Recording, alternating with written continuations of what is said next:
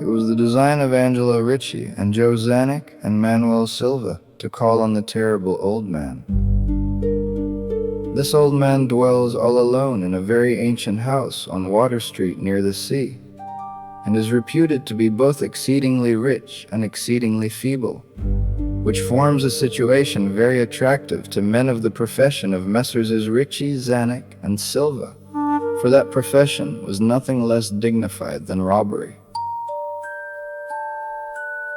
The inhabitants of Kingsport say and think many things about the terrible old man which generally keep him safe from the attention of gentlemen like Mr. Ricci and his colleagues, despite the almost certain fact that he hides a fortune of indefinite magnitude somewhere about his musty and venerable abode. He is, in truth, a very strange person, believed to have been a captain of East India clipper ships in his day, so old that no one can remember when he was young, and so taciturn that few know his real name.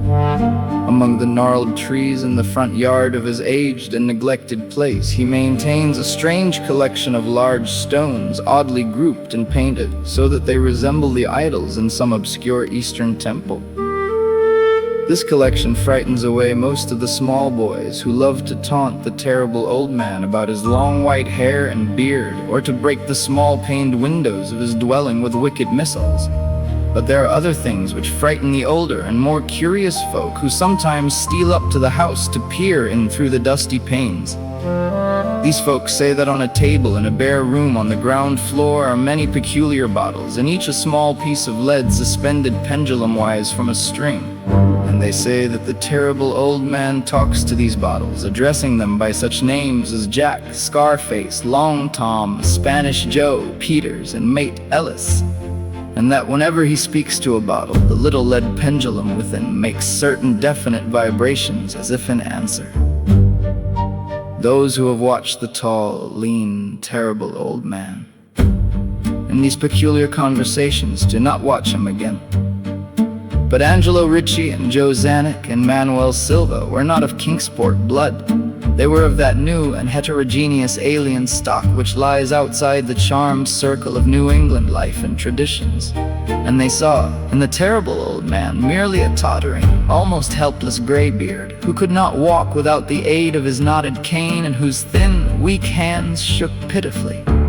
They were really quite sorry in their way for the lonely, unpopular old fellow whom everybody shunned, and at whom all the dogs barked singularly. But business is business, and to a robber whose soul is in his profession, there is a lure and a challenge about a very old and very feeble man who has no account at the bank, and who pays for his few necessities at the village store with Spanish gold and silver minted 2 centuries ago. Messrs. Ricci, Czanek, and Silva selected the night of April 11th for their call. Mr. Ricci and Mr. Silva were to interview the poor old gentleman, whilst Mr. Czanek waited for them and their presumable metallic burden with a covered motor car in Ship Street, by the gate in the tall rear wall of their host's grounds. Desire to avoid needless explanations in case of unexpected police intrusions prompted these plans for a quiet and unostentatious departure. As prearranged, the 3 adventurers started out separately in order to prevent any evil-minded suspicions. Afterward, Messrs. Ricci and Silva met in Water Street by the old man's front gate. And had the old man died before revealing where his treasure was hidden, and had a thorough search become necessary? Mr. Czanek did not like to wait so long in the dark in such a place. Then he sensed a soft tread or tapping on the walk inside the gate, heard a gentle fumbling at the rusty latch, and saw the narrow, heavy door swing inward.